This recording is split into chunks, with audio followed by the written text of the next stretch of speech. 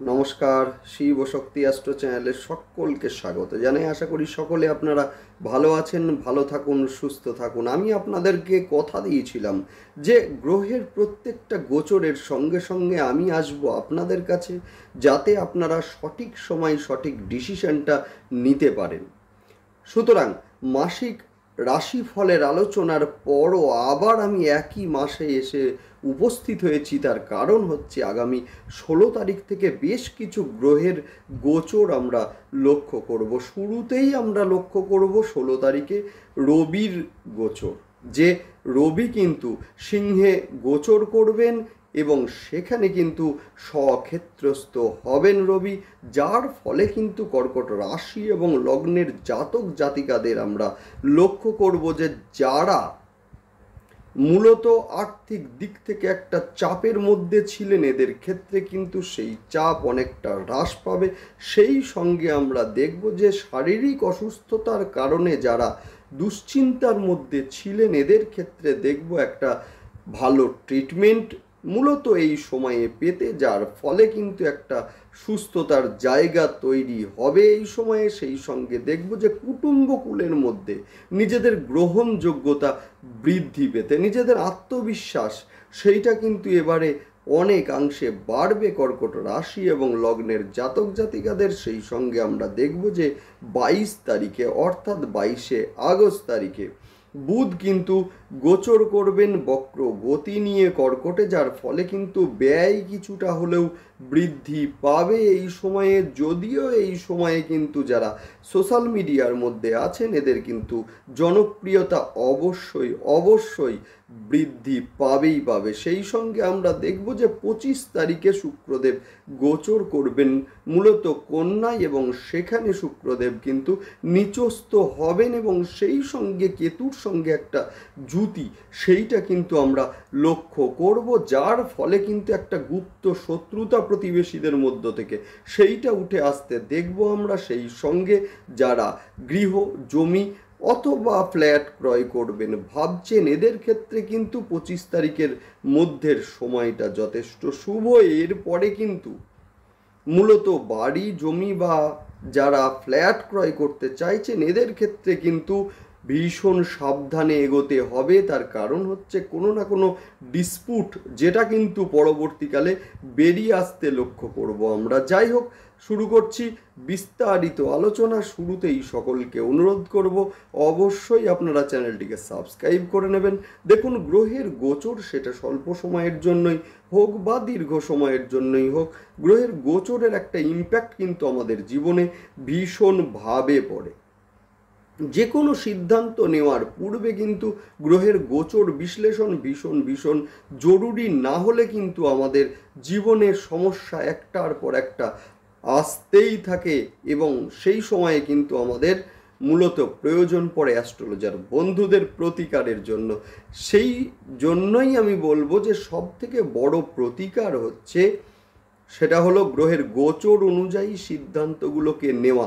100% আপনার জীবনে সমস্যা আসবে না, 100% বলে দিচ্ছি, এবং জীবন হয়ে উঠবে সফলতাপূর্ণ।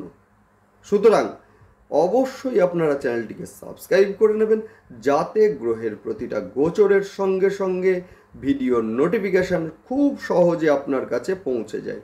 যাই হোক, শুরু করছি বিস্তারিত আলোচনা। আমরা জানি যে কর্কট রাশি এবং লগ্নের জাতক জাতিকাদের বর্তমানে কিন্তু শনিদেবের ধাইয়া চলছে, যার ফলে কিন্তু এই সময়ে যাদের জন্ম ছকে শনিদেব নিচস্থ আছেন বা শত্রু গৃহগত আছেন, এদের ক্ষেত্রে কিন্তু বলবো যে এরা খুব একটা ভালো অবস্থায় নেই। এবং সেই সঙ্গে আমরা বলবো যে শারীরিক অসুস্থতার সম্মুখীন বারংবার হচ্ছেন এরা।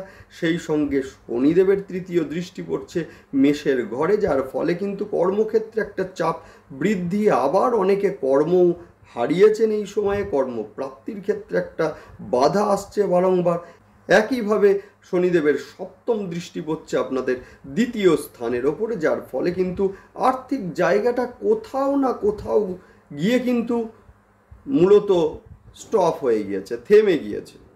সেই সঙ্গে আমরা বলবো যে ব্যয়ের মাত্রা যেমন বেড়েছিল, একইভাবে আয়ের জায়গাটা কিছুটা হলেও সংকুচিত হয়েছে, যার ফলে কিন্তু কর্কট রাশি এবং লগ্নের জাতক জাতিকারা যথেষ্ট সমস্যার মধ্যে ছিলেন, কিন্তু বর্তমানে আগস্ট মাসের বাকি 15 দিন বেশ কিছু গ্রহের গোচরের ফলে একটা স্বস্তির নিঃশ্বাস সেটা কিন্তু অবশ্যই ফেলবেন কর্কট রাশি এবং লগ্নের জাতক জাতিকারা। শুরুতেই বলবো 16 আগস্ট রবি কিন্তু গোচর করবেন সিংহে এবং সেখানে কিন্তু স্বক্ষেত্রস্থ হবেন রবি, যার ফলে কিন্তু আমরা দেখব যে আয়ের দিক থেকে যথেষ্ট শুভ। যে আত্মবিশ্বাস কোথাও না কোথাও গিয়ে ঘাটতি হয়েছিল সেই জায়গাটা আবার আমরা দেখব যে কর্কট রাশি এবং লগ্নের ক্ষেত্রে ফিরে আসতে।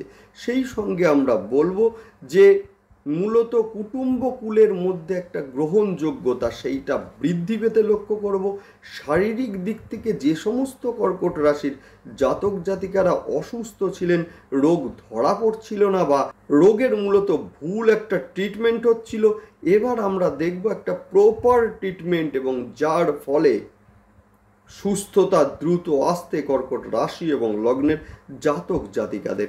সেই সঙ্গে আমরা দেখব যে চতুর্থ এবং একাদশ স্থানের অধিপতি শুক্রদেব বর্তমানে আপনাদের রাশি বা লগ্নের দ্বিতীয় স্থানে অবস্থান করছেন এবং 16 তারিখে রবি যুক্ত হবেন, যার ফলে কিন্তু দেখব যে আপনার একটা গ্রহণযোগ্যতা সেইটা কিন্তু বৃদ্ধি পাবেই পাবে। সেই সঙ্গে বাড়ি সম্পদ বা জমি অথবা ফ্ল্যাট ক্রয়ের ক্ষেত্রে যে আইনি জটিলতা যদি থাকে সেইটা কিন্তু প্রকাশিত হবে এই সময়ে। সেই সঙ্গে বাড়ি বা জমি যারা ক্রয় করতে চাইছেন এদের ক্ষেত্রে কিন্তু এই সময়টা একদম বেস্ট সময় অর্থাৎ 25শে আগস্টের পর শুক্রদেব কিন্তু কন্যা রাশিতে প্রবেশ করবেন এবং সেখানে কিন্তু তিনি নিচস্থ হবেন এবং সেই সঙ্গে কেতুদেবের সঙ্গে একটা জুতি সেটা কিন্তু তৈরি করবেন, যার ফলে কিন্তু কিছুটা সমস্যা তৈরি হবে। সাংসারিক যে কোনো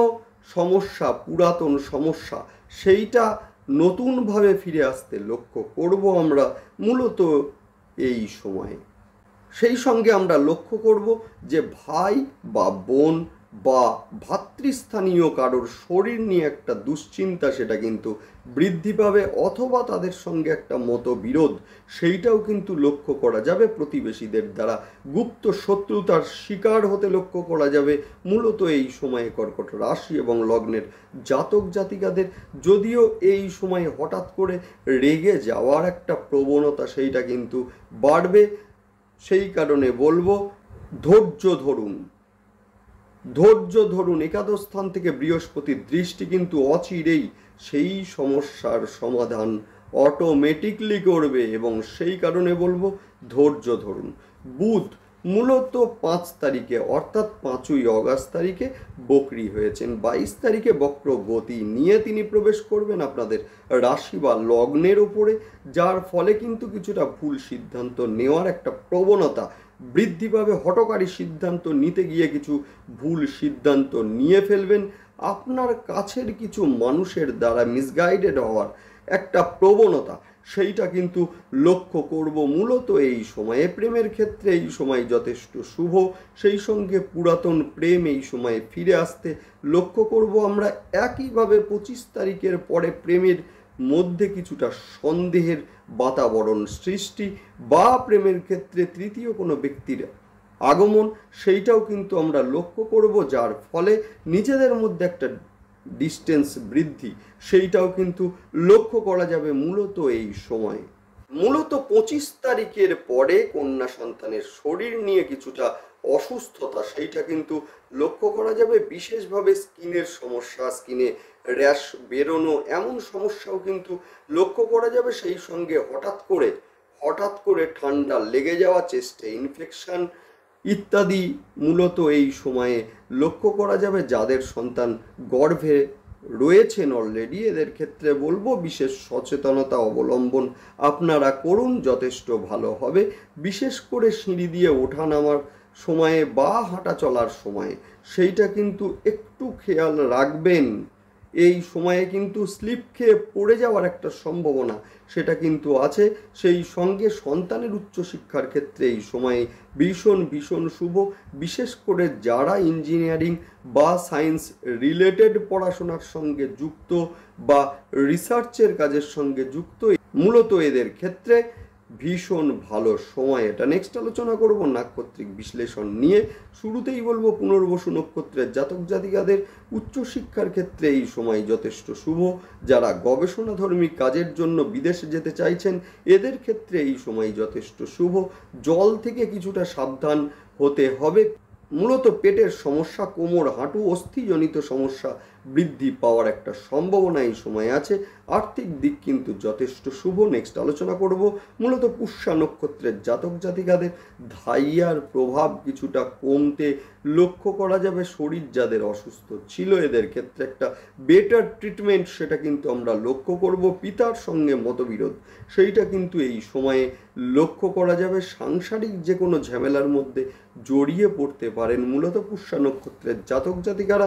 নেক্সট আলোচনা করব শ্লেষা নক্ষত্রের জাতক জাতিকাদের কিছু হঠকারী বা কিছু ভুল ডিসিশন যেটা আপনাকে এই সময়ে বিপদে ফেলতে পারে। যোগাযোগ এই সময়ে বাড়বে। সোশ্যাল মিডিয়ার মধ্যে যারা আছেন এদের ক্ষেত্রে কিন্তু জনপ্রিয়তা এই সময়ে বাড়বে। সেই সঙ্গে ঠান্ডা লাগা বা শ্লেষার সমস্যায় ভুগতে পারেন মূলত অশ্লেষা নক্ষত্রের জাতক জাতিকারা।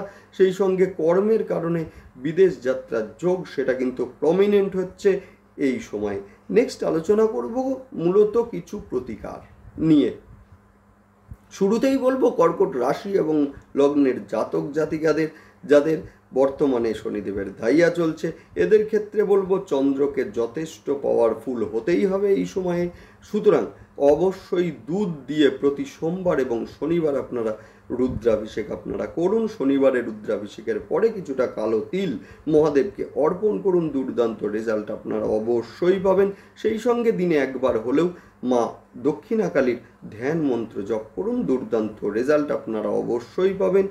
যাদের জন্ম ছকে রবিদেব শত্রু গৃহগত আছেন বা নিচস্থ আছেন এদের ক্ষেত্রে বলবো প্রতিদিন সকালে পূর্ব দিকে ঘুরে একটু ঘি আঙুলে নিয়ে 3 বার ছিটা দিন এবং বলুন ওম ঘৃণী সূর্যায় নম। ভীষণ ভালো রেজাল্ট আপনারা পাবেন।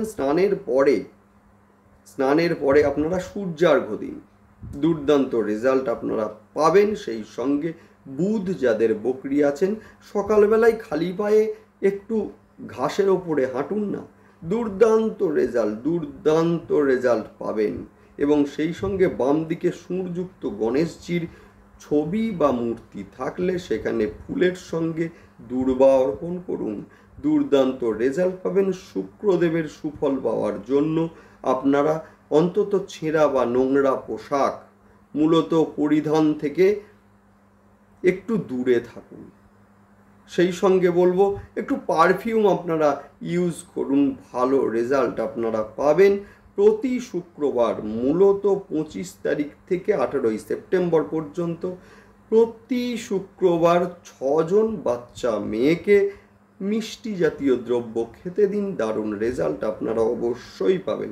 যাই হোক, ভালো থাকুন, দেখতে থাকুন এবং সেই সঙ্গে অবশ্যই কিন্তু চ্যানেলটিকে সাবস্ক্রাইব করে নেবেন। নমস্কার।